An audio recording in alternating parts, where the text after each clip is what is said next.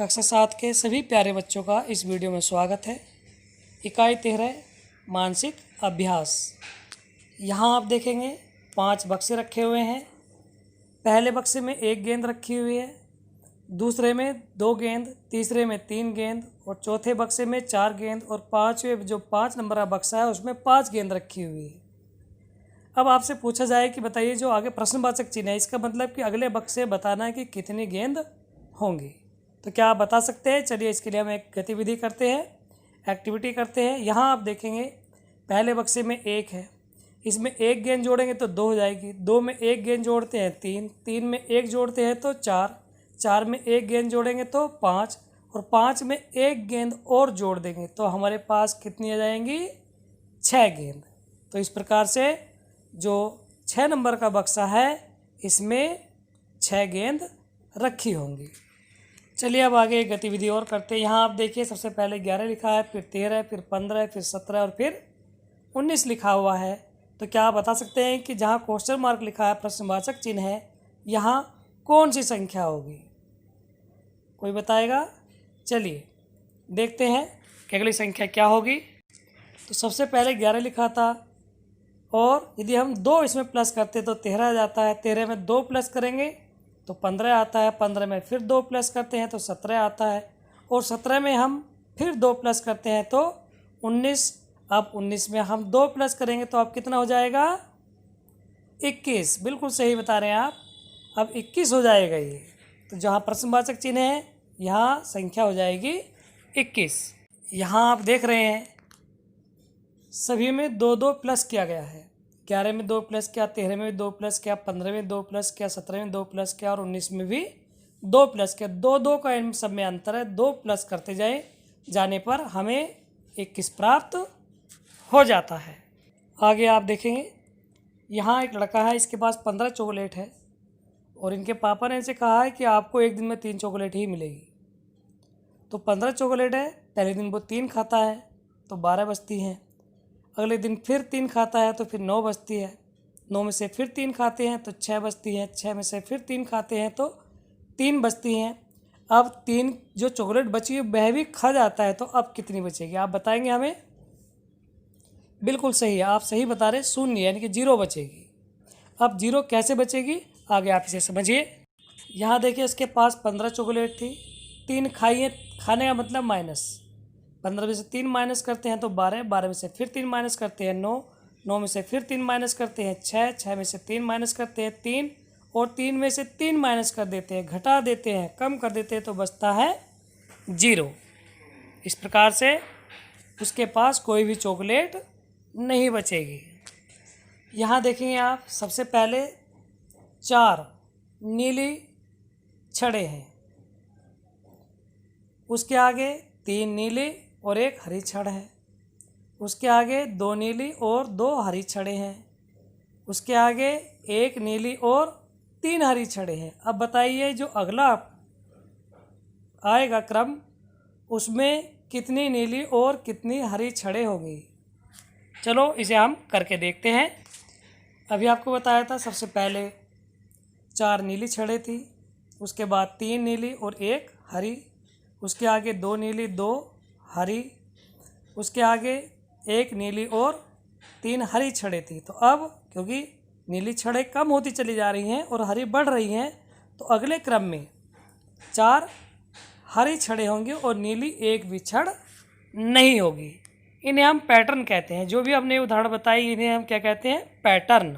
चलो एक संख्याओं का पैटर्न भी देख लेते हैं। सबसे पहले स्टार में लिखा है 10, ऊपर वाले में लिखा है 20, नीचे वाले में 30, ऊपर वाले में 40 और जहाँ प्रश्नवाचक चिन्ह है यहाँ क्या लिखा होगा? जो स्टार यहाँ बनेगा इसमें क्या लिखा होगा? तो यहाँ इसे हम देखते हैं कि जो नीचे का स्टार था यहाँ पर 10 था, नीचे के अगले स्टार में 30 लिखा हुआ है यानी कि यहाँ 20 का अंतर है।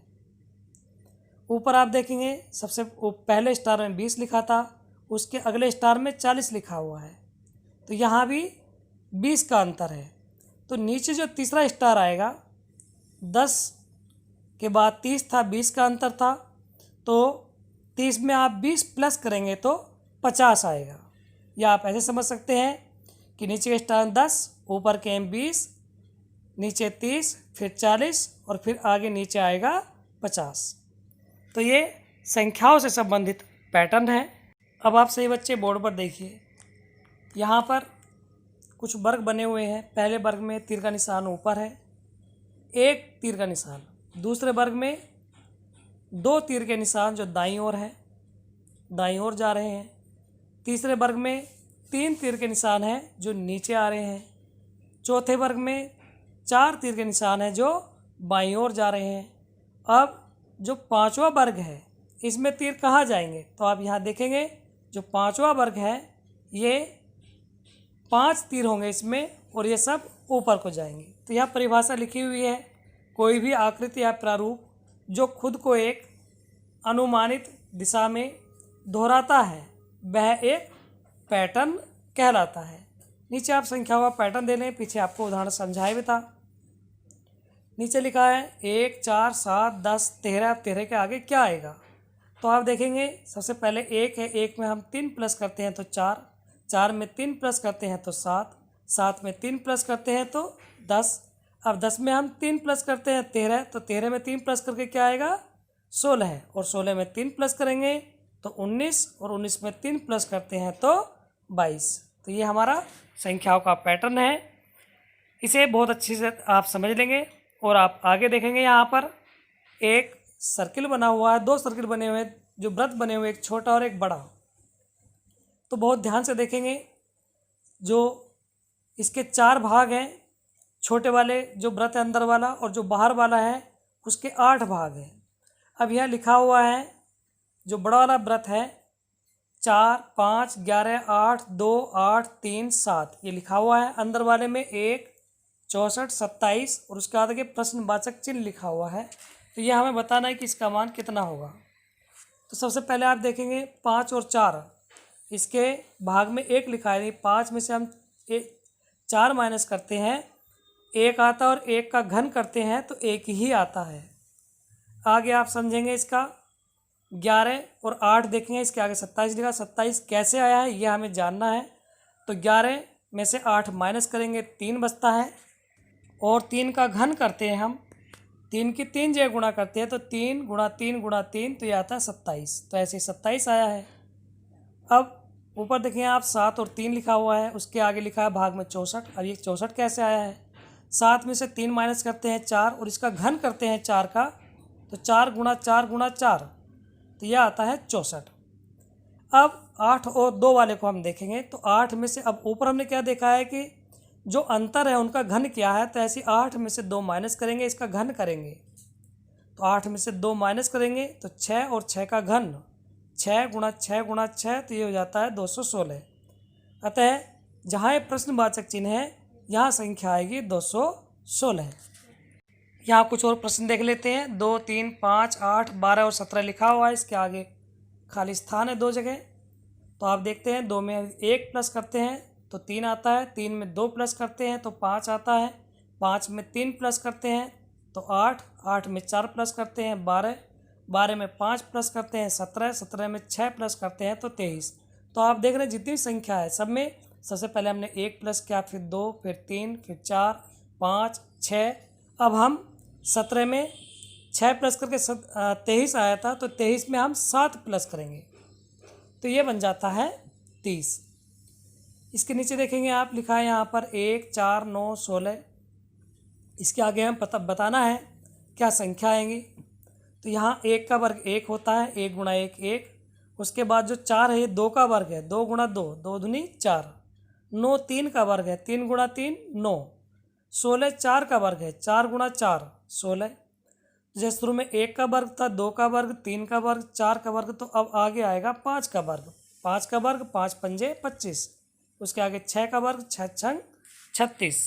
यहाँ देखिए संख्याओं का खेल है कि 259 और 39 की गुणा करते हैं तो 10,101 आता है। और नीचे लिखा है 259 गुणा 39 और आपकी उम्र। आपकी जितनी भी उम्र है यदि आप इन संख्याओं को अपनी उम्र से गुणा कर देते हो तो आपकी उम्र 3 बार रिपीट होगी, 3 बार पुनरावृत्ति होगी। नीचे उदाहरण में देखिए 259 गुणा 39, यदि किसी की उम्र 8 वर्ष है 8 से गुणा करते हैं तो 8 8 3 बार आया है। 259 गुणा 39, यदि इसमें हम 16 किसी की उम्र है वो गुणा करते हैं 16 से, तो 16 16 3 बार आता है। तो जिस व्यक्ति जितनी भी उम्र होगी यदि हम उससे गुणा कर दें तो वह उम्र 3 बार यहाँ लिखी मिलेगी हमें। नीचे आपको गृह कार्य दिया जा रहा है, यह भी आपको अपने आप करना है। एक बार आप इसको समझ लेंगे। सबसे पहले लिखा है ABE, आगे लिखा है BCF, उसके आगे CDG, फिर क्वेश्चन मार्क है, प्रश्नवाचक चिन्ह है, ये आपको बताना है, और सबसे आखिर में लिखा है EFI। तो इसका क्रम क्या है? सबसे पहले आप सभी के पहले शब्द देखेंगे। पहला A लिखा है, दूसरे सबसे पहले B लिखा है, उसके आगे पहला शब्द C लिखा है, तो C के आगे जो शब्द बनेगा आगे तो क्या आता है D, क्योंकि आगे E लिखा है तो पहला शब्द आएगा D। बीच वाले शब्द देखेंगे, B लिखा है, B के अगले C लिखा है, फिर D लिखा है बीच का शब्द, तो आगे आएगा E। अब जो अंतिम शब्द है तीसरा, उसे देखेंगे, जो लेटर लिखा हुआ है यहाँ पर E, तो F G, और जहाँ क्वेश्चन मार्क है यहाँ अंतिम लेटर जो लास्ट का अक्षर होगा वो आएगा यहाँ पर H। तो ये आपको अपने आप करना है। उसके बाद दूसरा प्रश्न है इसका, यहाँ पर 20 कैसे आया ये भी आपको देखना है। 7 और 3 को जोड़ते हैं 10, और नीचे 6 और 4 को 10, तो जोड़ इन सबका आता है 20। उसके बाद 30 कैसे आता है, इन सबका जोड़, ये 30 आता है। 10 और 5 15, 8 और 7 15, 15 और 15 30। अब यहाँ आपको बताना है 20 लिखा है, 7 लिखा है, 9 लिखा है और बीच में 50 लिखा है। अब जो 7 के नीचे प्रश्नवाचक चिन्ह है, ये संख्या आपको अपने आप बतानी है। मेरे बच्चों, आपको ये इकाई बहुत अच्छे समझ में आई होगी, बहुत आनंद आया होगा आपको।